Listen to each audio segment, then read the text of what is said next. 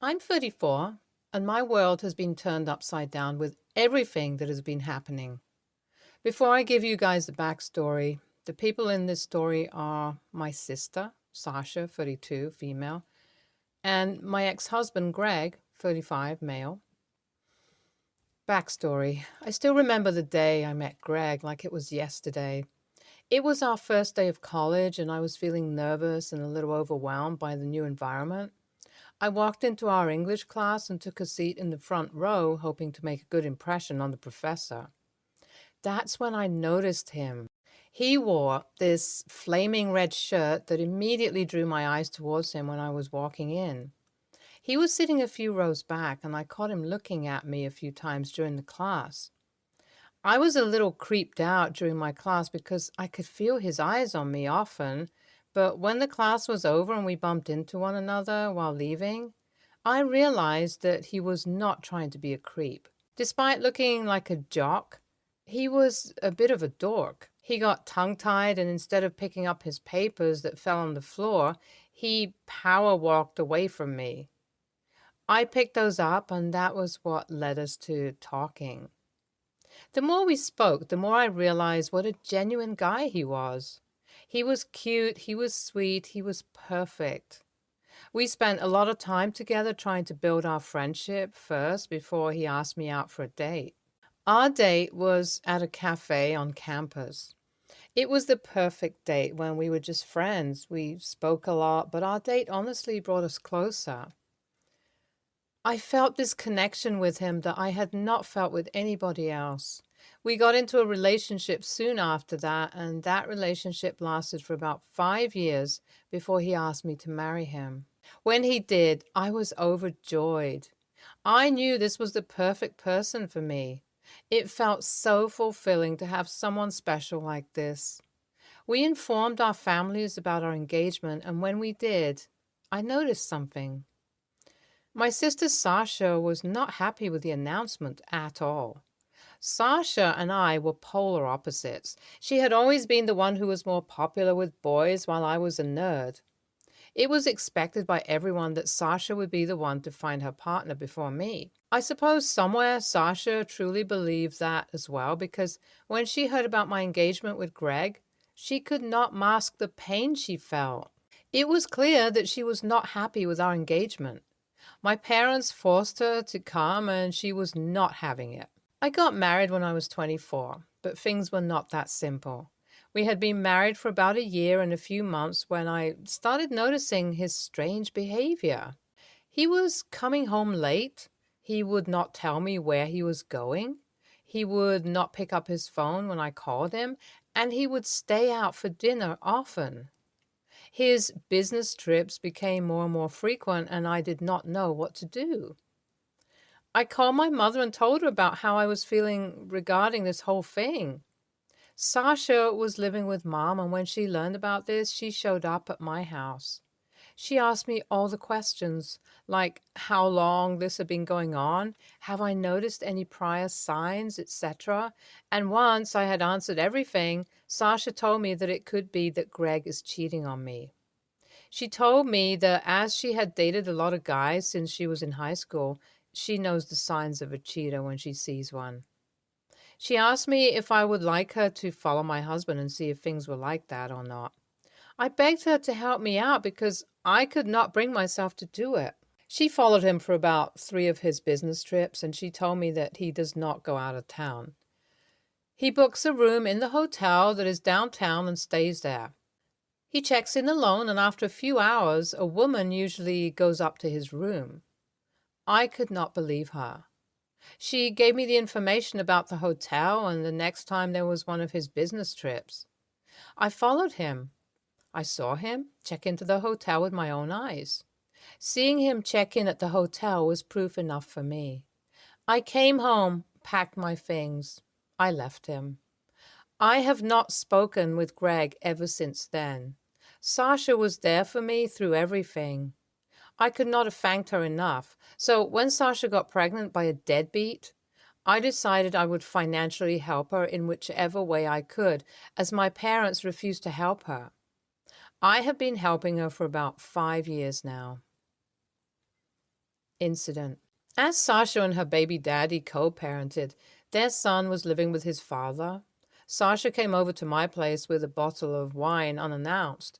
It was my wedding anniversary that day, and over the past 5 years, I have been watching my wedding video every year on my wedding anniversary. I never quite got over Greg. I could not understand why he cheated on me, and the way Sasha explained why men cheat. I knew I could not bear to hear him say all those things. When Sasha came in, she was pretty drunk. She had Ubered to my place. I brought her up to my apartment and planted her on the couch when Sasha noticed the paused video on the TV. She stared at the TV for a while and said that Greg was really handsome. I agreed, and then said that I thought he would seem less handsome in my eyes after I learned he cheated, but that never happened. Sasha piped up, saying that Greg never cheated. I asked her what she meant, and in her drunken stupor, Sasha tried to backtrack, but when I screamed at her, she broke down. Greg was never cheating on me. He went to the hotel, yes, but there was never a woman who went up to his room. Hearing that shocked me. I asked Sasha why she lied to me, and Sasha accepted that she was jealous. Me getting married before her made her feel insecure, so she decided to do what she did. Hearing her accept all of that broke me. I called her an Uber and sent her back home. She did not want to leave, but I did not want to listen. Since then, Sasha has been calling me several times and left several voicemails saying that I should not blame her for being so insecure. If just her words were enough to break my trust in Greg, I should have never married him in the first place, etc. I do not know what I'm supposed to do anymore. I have not told my parents about it, but Sasha has. She told them that I have kicked her out, so now everyone is calling me the a-hole. And I have to say, I do feel like the a-hole for breaking up with Greg the way I did. Update 1. Hey everyone. Thank you for reading my venting and giving me such kind advice. I felt so bad for ditching Greg the way I did. I feel like I did not respect the love we had. I feel like Sasha is right that I should have never married him if my trust in him was so fragile. I feel like a bad person. I feel terrible, to be honest. On top of that, my mom and dad think I kicked a drunk Sasha out of my house for no reason, so they've been tearing me a new one. I'm considering telling them the reality of the situation, but at the same time, I feel like I should be embarrassed with how gullible I acted when it came to my marriage. I'm going to go to therapy starting tomorrow. I feel so shitty. On top of that, as I have been helping Sasha out with money, she's been leaving voicemails asking me to send her money for the utilities, and I just do not know what I'm supposed to do. Things are overwhelming me. Update 2. Hey everyone, sorry this post took a while. I spoke with my therapist and they suggested that I speak with Greg if I feel like my guilt is eating me alive. It was so I decided to reach out to him. It was very difficult to find out where he was because he changed his number and he was never one of those socially active people. I found his mother's Facebook and reached out to her. She was very upset with me, understandably. When I explained the whole situation and begged her to give Greg my number because I would like closure, she told me she would consider it. 3 days after that, Greg reached out to me. He suggested we meet for coffee and discuss everything. When we did, it seemed like we went back in time and it was like our first date again. He was early and I was right on time.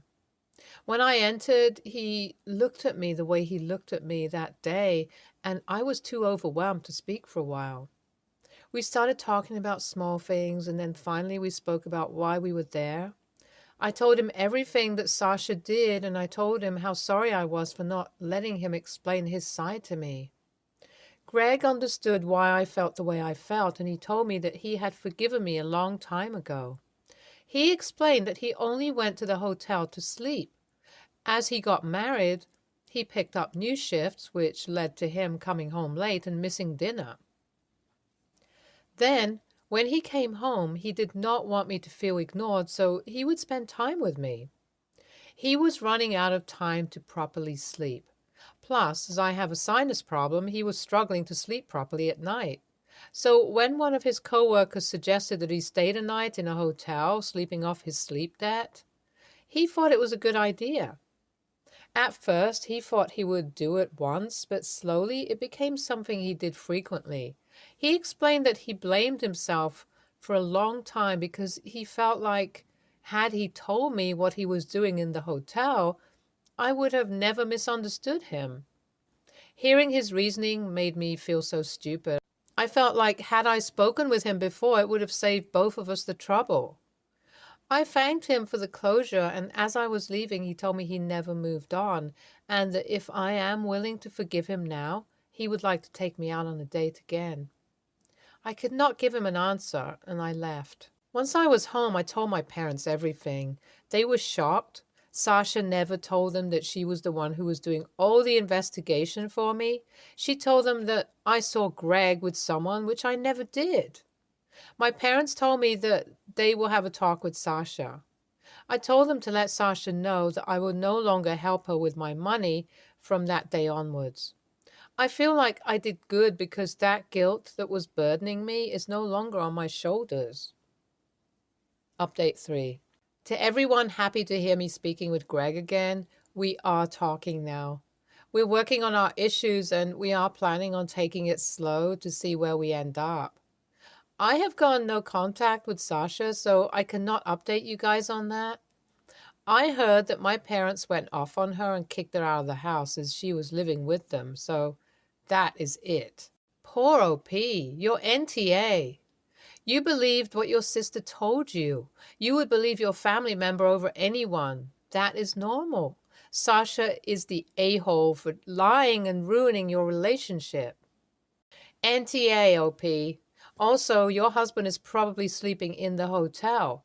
I recently saw a post where a man explained that due to kids, he could not sleep at home properly, so he simply started sleeping in hotel rooms just to get rid of the sleep debt. Chances are your husband did the same thing. I think you should have a talk with him. As far as Sasha is concerned, wow, she is a bitch. Not only did she ruin your marriage, but she is also living off your money. Does she have no shame or what? Edit. Saw the updates and I just want to say, I called it. Greg honestly seemed too in love with OP to cheat on her. I hope they get back together. Next story. In spring 2017, my boyfriend and I bought a house together. He had given his mom a key. I would start coming home to find that she had changed things. She took down my curtains and put up ones she liked instead, or she put up decor or took down decor. Sometimes I'd come home only to find her there, or she would walk straight into our bedroom or bathroom, and she'd snoop through my medications and belongings. She also is a hoarder. I'm talking TLC style and very, very dirty. We've now had our house fumigated 5 times. 2 times for roaches, 2 times for bed bugs, and 1 time for fleas. After she's been over and brought boxes of crap over. Around 2020, after the last fumigation, I started having panic attacks at the prospect of people coming over or being in the house. I mean, full-blown seeing specks in my vision, hyperventilating, feeling like the world will end type of panic attacks. So I set a rule. Nobody, not my friends or family or his, enter the house unless it's absolutely must be done. The only people in the house are me and him. Well, on New Year's Day, my Ring app goes off and I see 3 unfamiliar cars at my house while I'm at work. I see his mom, brother, girlfriend, sister, brother-in-law, 2 nephews, uncle, and 3 cousins going into my house. I immediately get thrown into a panic attack. I start repeatedly calling his phone from both my phone and the store phone, and he's sending it to voicemail.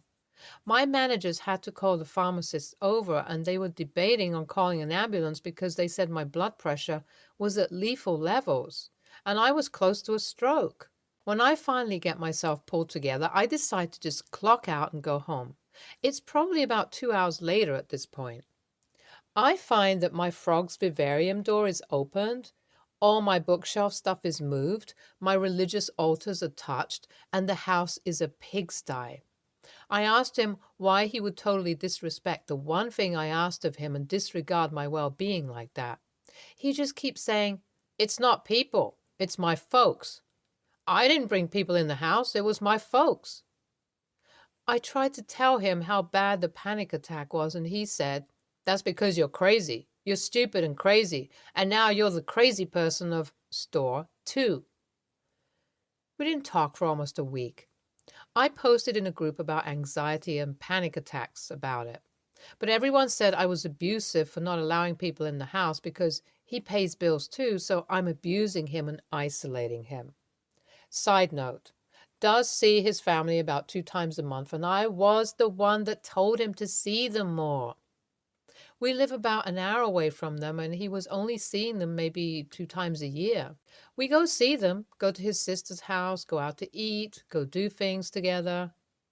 AITA for not allowing anyone, including family, in the house after catching boyfriend's mom snooping and changing my decor several times and having to fumigate our house 5 times, causing severe panic attacks due to her being unkempt.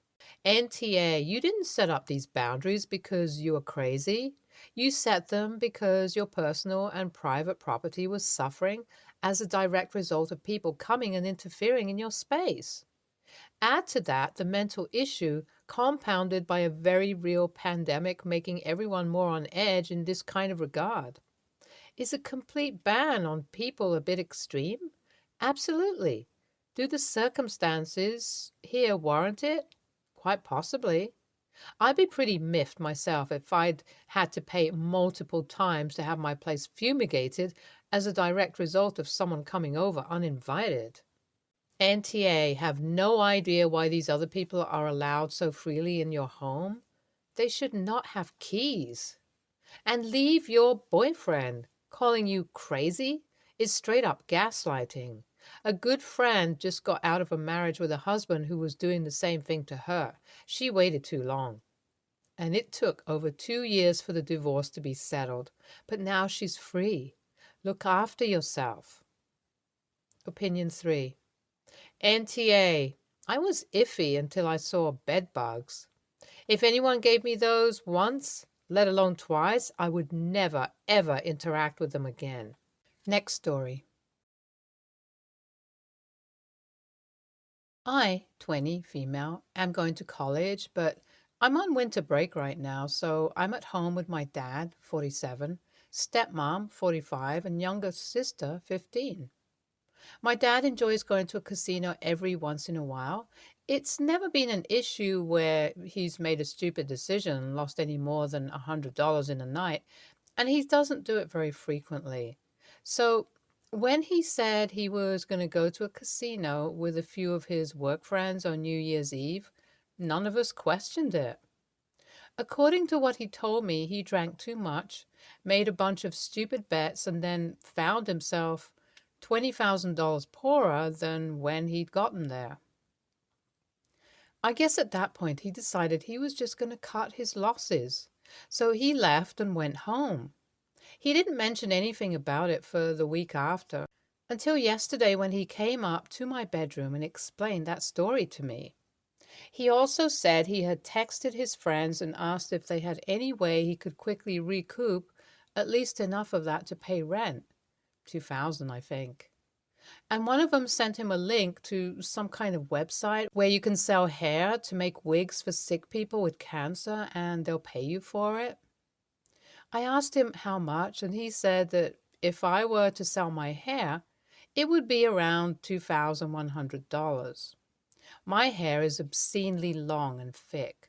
I told him I didn't want to do that, and he responded by attempting to assure me that I would have a really cute and stylish pixie cut.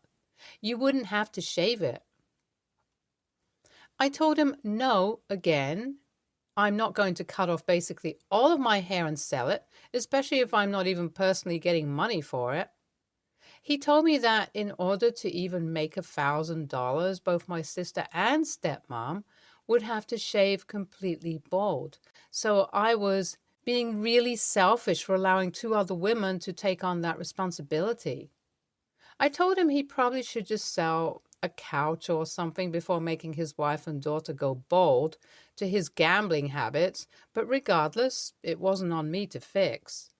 He told me that by dinner tomorrow, so today, this conversation took place yesterday, I was either going to have short hair or I wouldn't be welcome in his home anymore. I left. I feel kind of bad about not helping him, especially since it's a vain reason to begin with, but I don't know. AITA? NTA, this is a stupid solution to a problem he created, and a temporary one. He'll still be 18,000 in debt. What does he expect to do for next rent or utilities or groceries? This also is not your responsibility. Your dad made bad choices and now he needs to deal with the consequences. He needs to find a way to make rent and build back his own debt. Not put that burden on you and guilt you for it as if it's your fault. It's not, it's his. If this is how your dad approached this a week after the fact, then it wasn't the drinks that led him to the stupid decisions. It seems like that's just his way of life. You're better off walking away from that. NTA, but although you can make money, you aren't likely to get that much money. It looks like a lot of sites are scams. Your father is awful. Next story. My dad died when I was 6. My mom was with another guy a few months later. She had my 2 half siblings with him and then he bailed. She met my stepdad when I was 9 and they got married fast. My half siblings love him and call him Dad. A year after they got married, he wanted to adopt all 3 of us.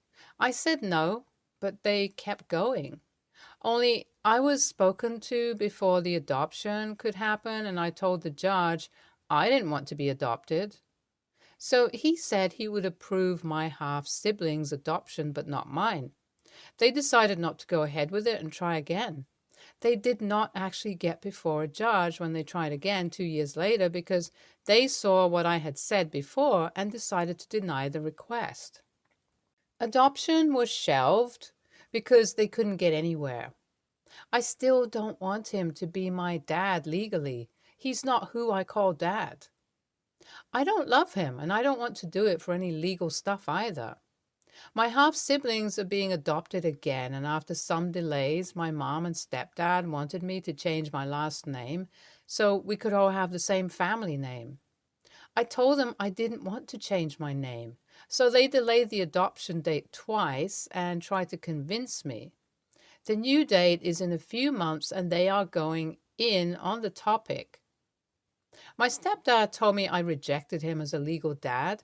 I could at least take his name. I told him I want my dad's name, not his. My mom then added pressure, saying how much it would mean to them, how he has been a good dad to us when we didn't have ours, how I should want the same name as her also since we've had different names since she remarried. I told her she should love me enough not to push it, and she should love Dad enough to not want his only kid to have his name replaced by some other man. She told me that I was being insensitive.